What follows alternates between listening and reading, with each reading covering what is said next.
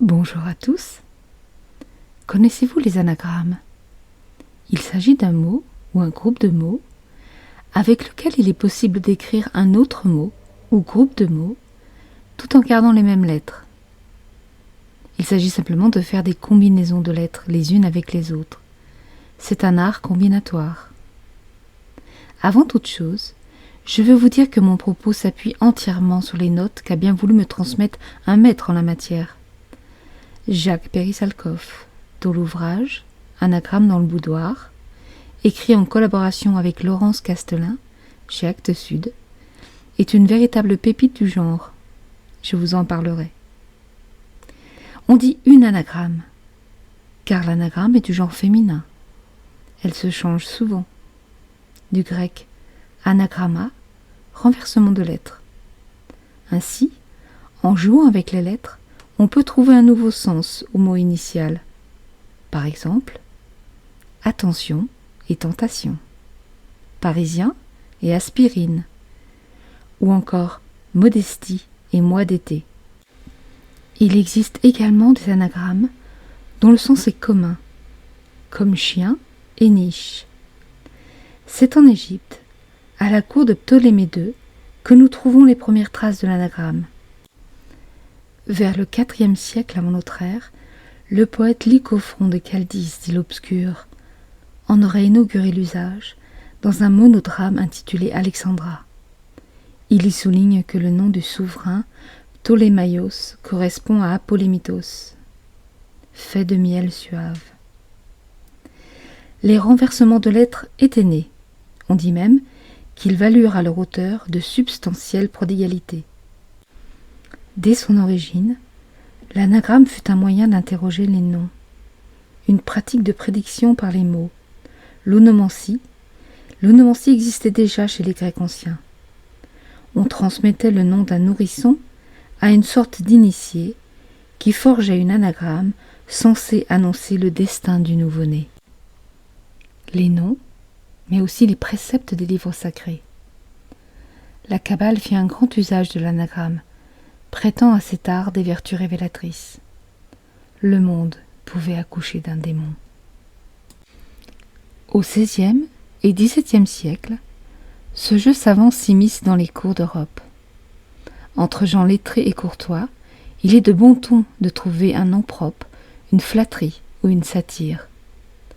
Thomas Billon, gentilhomme provençal, fut un fameux anagrammiste. En 1613, ce docteur en droit et avocat au Parlement de Provence composa 62 anagrammes à l'occasion du mariage de Louis XIII avec Anne d'Autriche. Il eut du roi une pension de 1200 livres pour amuser la galerie. Et cette vogue dura jusqu'à ce que le poète Guillaume Colletet écrive « Sur le Parnasse, nous tenons que tous ces renverseurs de noms ont la cervelle renversée. » Enfin, la coutume s'établit, pour les écrivains et les artistes, de signer leur œuvre par l'anagramme de leur nom. Dans les années 1530, François Rabelais publie Pantagruel, puis Gargantua, sous le pseudonyme d'Alcofribas Nassier. Pseudonyme expressif, nullement fortuit, Rabelais l'aurait accommodé au trait le plus frappant de sa physionomie, un nez très grand. François-Marie Voltaire est né à Rouet, LJ, le jeune.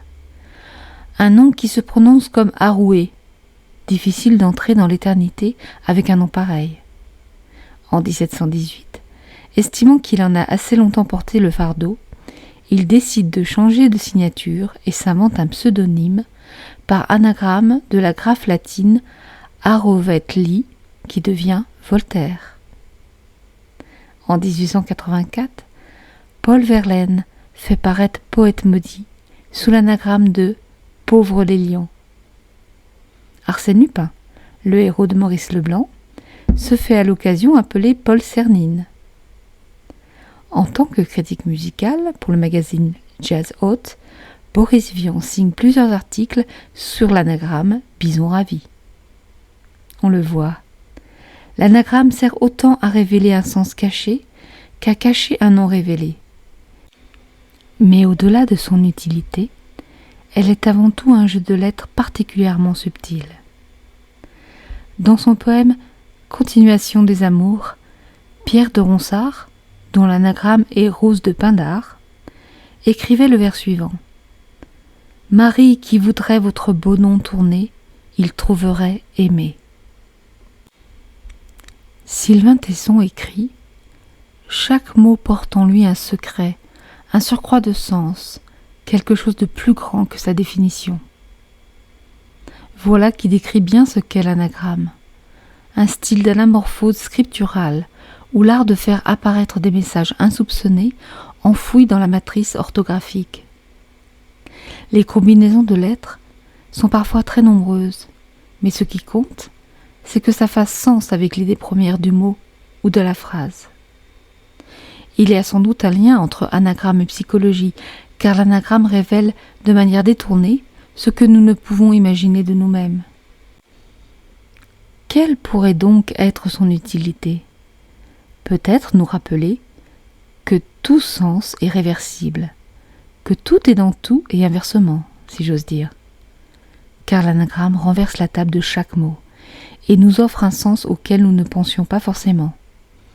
Mais l'anagramme nous offre aussi l'accès aux secrets, aux codes, aux combinaisons mystérieuses. Par exemple, au XVIIe siècle, Galilée, Huygens et d'autres scientifiques divulguaient leurs résultats sous la forme d'anagrammes pour marquer la priorité de leurs découvertes, tout en se donnant du temps pour les contrôler. Une autre façon de communiquer. Au XVIe et XVIIe siècle, il était de bon ton de faire des traits d'esprit en utilisant les anagrammes. C'est ainsi que le radeau de la Méduse devient au-delà de la démesure, et que perdre sa vie à la gagner se transforme en aspire à la grande grève. Les Oulipiens, au nombre desquels nous comptons Raymond Queneau, Italo Calvino et encore Georges Perec, cherchent à jouer avec le langage, à déconstruire la langue pour en former une autre, à la faveur d'ateliers d'écriture ou de travaux personnels. Les Oulipiens ont trouvé dans l'anagramme un laboratoire de choix. L'anagramme, ce processus littéraire qui semble transformer le hasard des lettres en providence. Avant de chercher une symbolique quelconque, retenons que l'anagramme est avant tout un jeu de mots. Il suffit de s'amuser un peu pour y trouver matière à la distraction. Attention, l'art est difficile et demande une dextérité intellectuelle où l'amusement prend le pas sur la rigidité orthographique. Voici quelques exemples. Les fables de La Fontaine, la fin des nobles fêtes, la messe de minuit, le matin du Messie, solidarité, droit à l'asile, le journal d'un séducteur, jeu cruel d'un sale tordu, après moi le déluge, prélude à l'égoïsme, portrait de Dorian Gray, l'arrogant ridé doit payer, la mort de Socrate, le sort démocrate. Mais commencez par votre nom, détournez-en les lettres pour former un autre nom qui vous ressemble. Pour ce qui me concerne, avec mon nom et mon prénom, Jacques Perry-Salkov a trouvé l'orfèvre fiancé. Quel est le vôtre ?